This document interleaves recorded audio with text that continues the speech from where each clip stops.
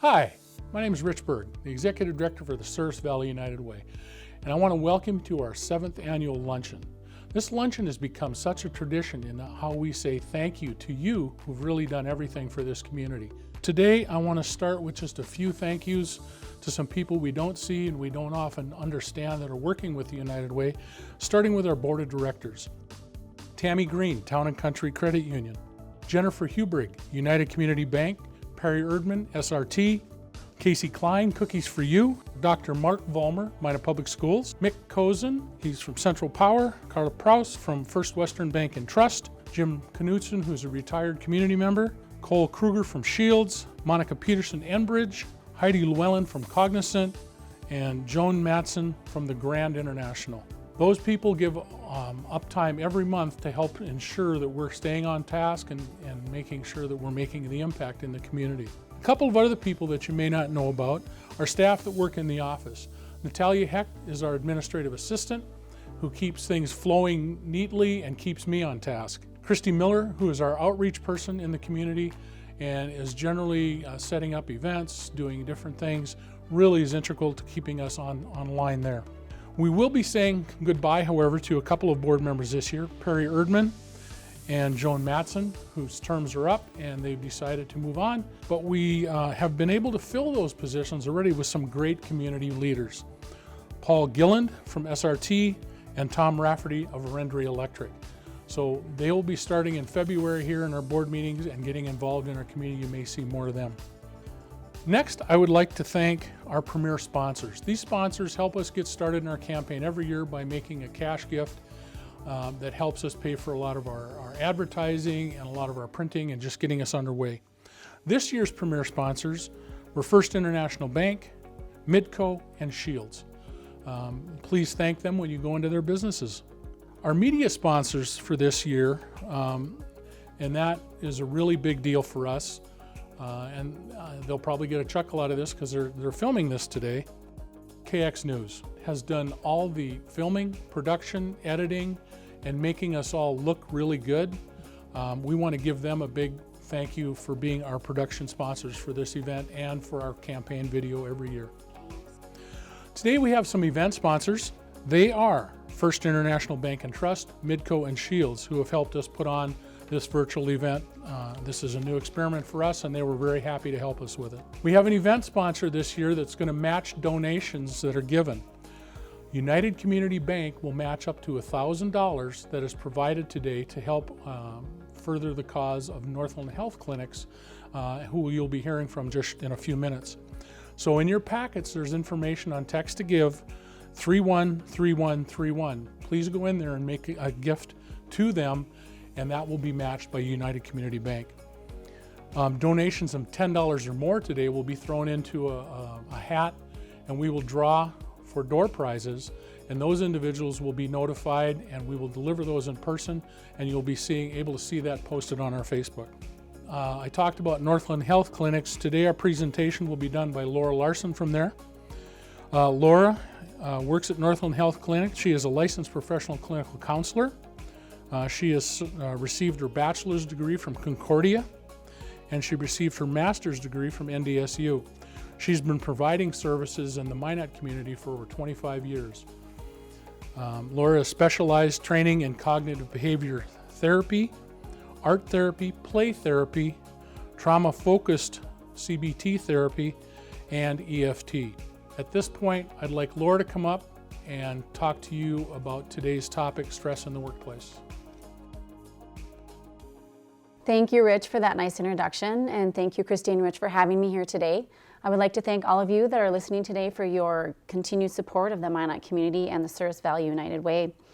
As Rich indicated, I am the Behavioral Health Director for Northland Health Centers. We do have several clinics in communities in North Dakota. We have clinics in Minot, Bismarck, Turtle Lake, McCluskey, Rolla, Rolette, Ray, and Bowbells. We have primary medical care in all of our sites. We have dental care in 3 of our communities, including Minot, and we have behavioral health care at our Minot site and hope to have that expanded out to other sites soon. Northland Health Centers is a federally qualified health center, and our mission is to serve the underinsured and the underserved. And we do have a sliding fee scale. And so if you have questions about our services, you do have pamphlets in the information that you've been provided by Service Value United Way.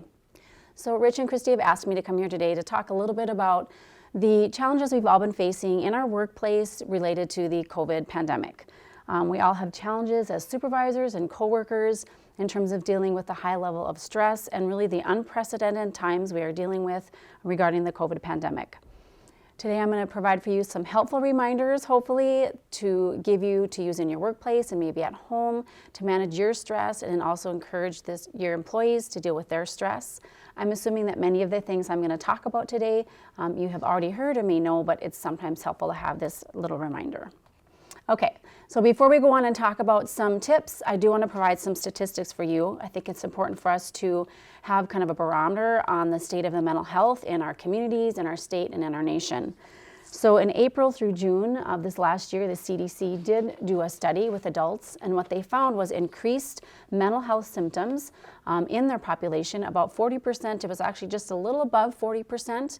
And what they found was adults were indicating increased anxiety, depression, post-traumatic stress, trauma stress-related symptoms. And they also saw an increase in substance use to cope with the stressors related to the pandemic, as well as new use related of substances related to stress in the pandemic. Alarmingly, we have also had an increase in serious thoughts of suicide, which we refer to as suicide ideation. And even more concerning is we have had an increase in suicide ideation and completed suicides with our children through adolescent population in our communities. So what does all this mean? This simply means that we are exhausted, we are depressed, we're stressed, we're anxious. And what this also means is that we want to make sure that we're not assuming that our coworkers are doing well. We want to assume that we are working with people daily who are having an increased amount of stress. This pandemic has gone on longer than we all anticipated. We do have the vaccine rollout happening now, but this is also taking probably longer than we all had hoped and anticipated. So what's happening is we're all juggling a lot. We're asking people to divide their attention. Work processes, workflows, our work environments have changed dramatically in the last year for most of us, how we provide our services. Many families are dealing with children or adolescents at home doing remote schooling. We're faced with dealing with very different social activities, and we provide our daily activities in a very different way for most of the things that we're doing. The underlying problem with all of this is we're worried about getting COVID and passing along COVID to those that we care about and vulnerable people in our lives. So we're all under quite a bit of stress. And so what can we do to try to help ourselves and our coworkers and our fellow employees? I'm going to provide to you today just a few little tidbits on how we can communicate, connect, and care. And care is really referring to self-care in terms of improving our work productivity and the productivity of our employees that we serve. So when we talk about communicate and connect, we all know that communication is very important, and we all are doing this in our workplaces, but it's important in these times of increased stress and increased anxiety and depression, as we note from the studies, that we're really focusing on communicating and connecting with our employees. So I'm going to provide three different ideas for you in terms of talking about connecting and communicating with your employees. So the first one is checking in. Just want to provide to you the idea of the value of really one-on-one check-ins with your employees. And so I'm referring to, a 5 to 10 minute conversation, one-on-one, in person with safety measures in place. It could be Teams or Zoom. And it's important for us to be checking in with our employees. How are you doing? How are things going? How are things going in life outside of work? Checking in with them on activities outside of work, their family, their partner. Do they have children? Activities and hobbies. How are things going outside of that work setting? It's really important for our employees to know that we care about them, the whole person, and what's going on in their lives, and checking in on what is their stress level, and is there anything that we can help them out with at this time. The second thing in terms of checking in and communication, in addition to doing these one-on-one check-ins for about 5 to 10 minutes a couple times a week, the second thing is losses. It's very important for us to acknowledge that we are having significant losses in our lives. Now, we know the profound and the ultimate loss of COVID-19. We've all probably been touched by knowing someone who has lost someone, a family member or a friend, to COVID-19, and this is clearly the most profound loss. But it's also important for us as employers, supervisors, and coworkers to recognize that we are all experiencing a lot of other losses as well. We have lost a lot of the celebrations of transitions and phases in our life. And so such things as births, anniversaries, birthdays, graduations, these are all have been celebrated much differently, maybe not celebrated at all. And so it's very important for us to understand these are losses, this is a grief. We anticipate these phase of life celebrations, we look forward to them, and for this last calendar year, we have really been unable to proceed with these in the normal fashion. So as supervisors and fellow employees, it's important to check in with those that we work with. How are they doing? How are they doing with things this last year that maybe didn't go as planned? And showing empathy for these very legitimate losses and grief in our life. And then another quick loss I want to mention is just this loss of how we communicate. How we communicate now in the workplace is oftentimes with masks on our face. We are not shaking hands. And so we're having a lot of communication that is minus this nonverbal communication that we typically have. And so this is very important for some people. Some people, this is really a part of their life is the handshake and the nonverbal communication. And so this is impacting people, and I suspect that over time we're going to have some research and studies on how this last year has affected our communication, wearing masks, the lack of handshaking, and in our personal lives, the lack of hugging. And so know that this may be really impacting some of your employees. So in addition to checking in one-on-one, acknowledging and being empathic about losses, it's important to validate.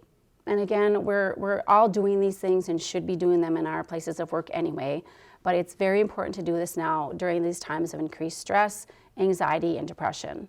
Our employees want to know that they're contributing. They're contributing to our mission. They're contributing to the projects and the accomplishments in our workplace. So it's very important as supervisors and as fellow employees to be recognizing contributions, recognizing accomplishments, and thanking our employees for all that they do to keep us running, especially during these very difficult times. One thing I actually do with my team is I do send a weekly email to my team thanking them for their work this week. Maybe it was a particularly hard week and I acknowledge that. Sometimes it's a poem or a saying. Sometimes it might be a joke or a reminder for self-care. But that's one way weekly I send an email to my entire team to kind of just validate what they're providing to our mission and thank them for what they're doing. So in addition to recognizing contributions, we want to promote camaraderie. Again, I know we're all doing this probably anyway, but it's a reminder that during these times, it's very important to continue these traditions in our workplace by marking things like birthdays and work anniversaries. These might look a little different. We might not be able to have cake cutting in the conference room, but maybe it's individually wrapped cookies and signs put up in the conference room and emails sent out to everybody. Maybe it's lunch and everyone sits on their computers in their separate spaces and has lunch and does this in a Teams or a Zoom fashion.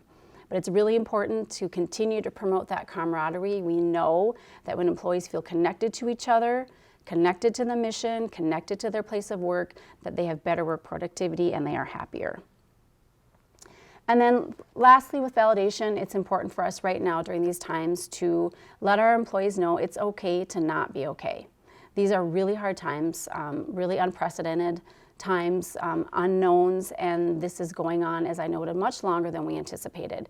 And so it is hard, and it's important for us to acknowledge it to our employees that really it's okay to have a hard day. We're all having hard days, that our places of employment, our supervisors, our management, our coworkers, we're all here in this together, and it's certainly okay to not be okay. And that being said, as a manager or coworker, if you are concerned about an employee, certainly you want to direct them perhaps to your employee assistance program or encourage them to seek some additional help outside of the workplace. And then lastly, just information. Just want to remind you of the importance of that continuous flow of information. Our work flows, our work environments are changing, sometimes daily, sometimes weekly, based on what is going on with COVID. And so this creates stress for our employees about not knowing what's next. How am I going to do my job this week? Who's covering for this? What is happening in the workplace this week? So it's really important to have that constant flow of information so that employees aren't left in the dark or they're not kind of rumoring in the hallway about what's happening, and they need this constant flow of information.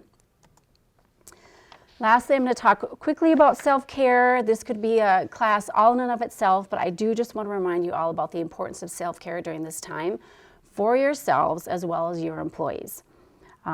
Self-care really is important and benefits our productivity, efficiency, reduce your anxiety, immune efficiency, increases our patience, and it's our greater ability to care for others.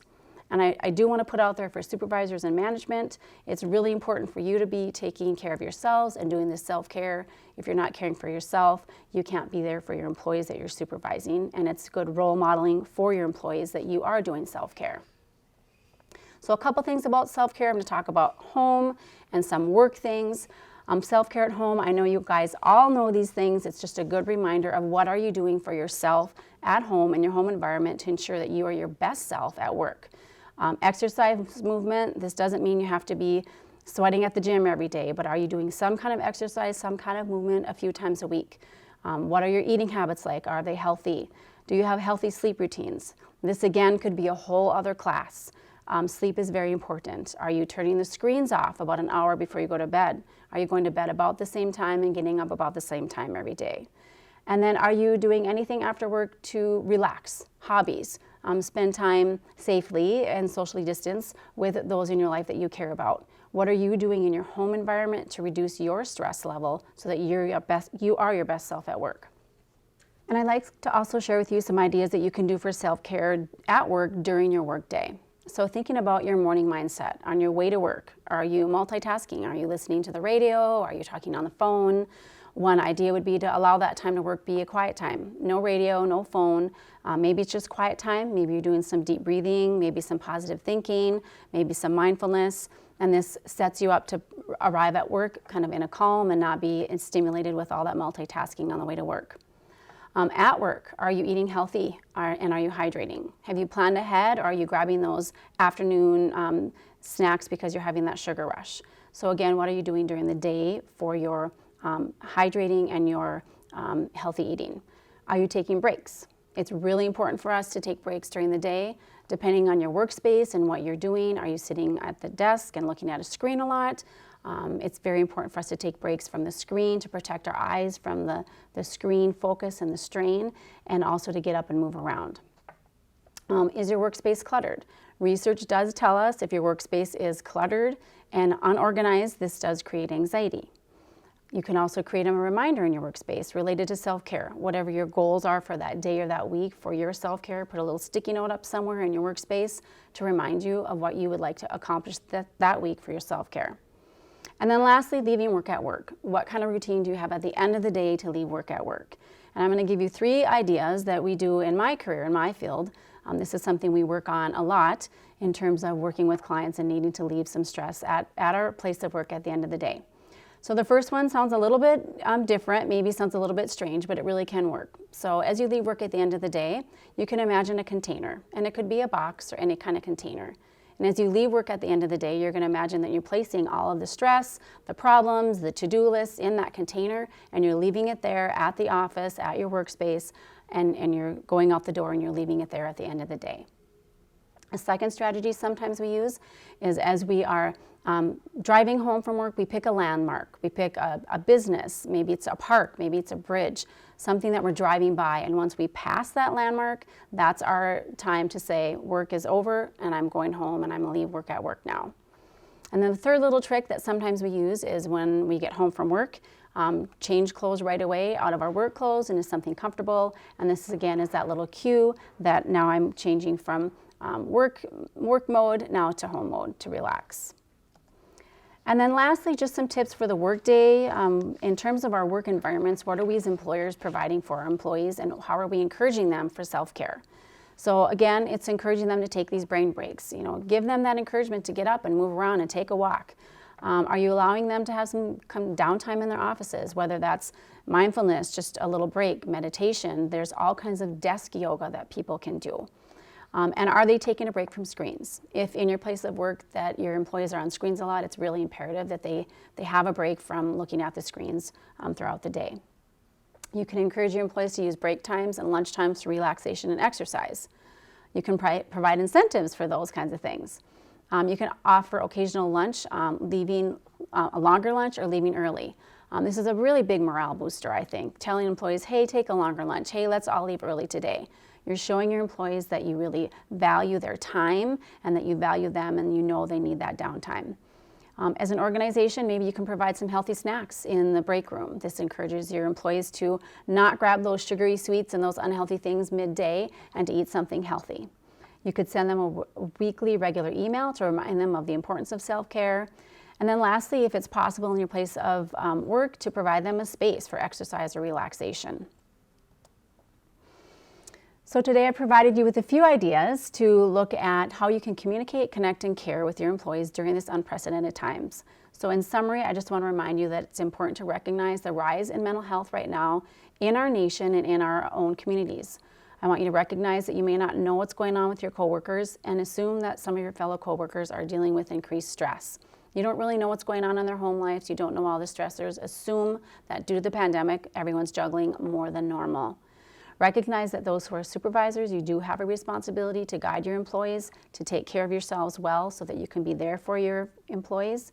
And then recognize as coworkers, we need to be aware of the stress level of our fellow employees and to do these connections, do this communication. So in summary, just communicate, connect, check in with your employees, and self-care. Thank you.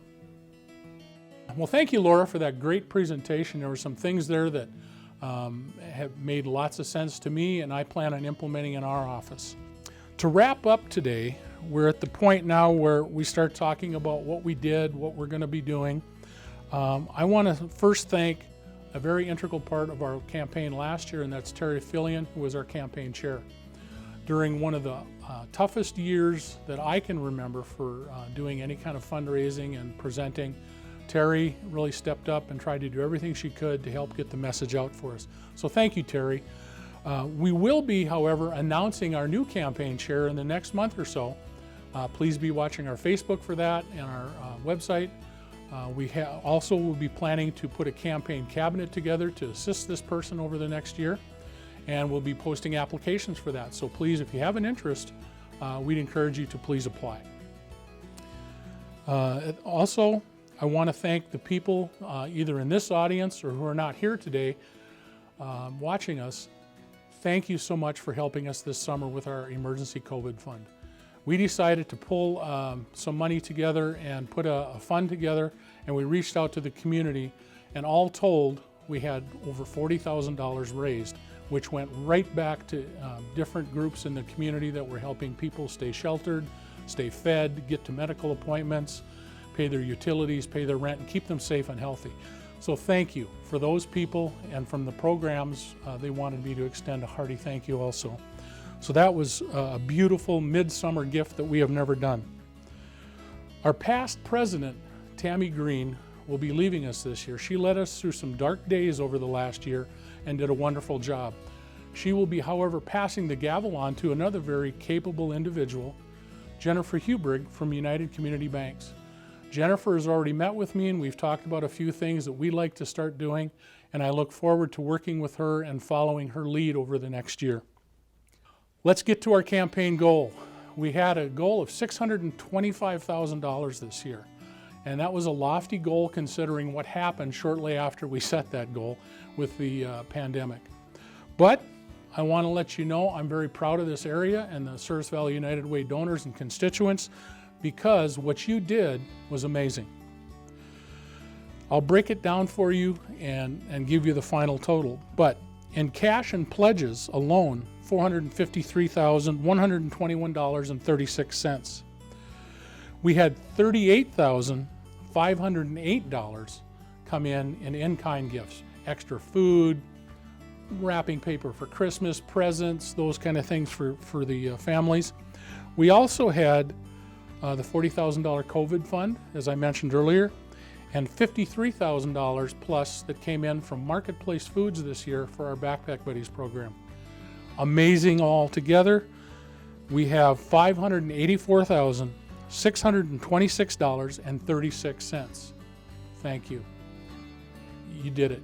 You came together and you rallied and made a difference in our community. Well, it's time for the awards. This is the part where we really formally say thank you to people.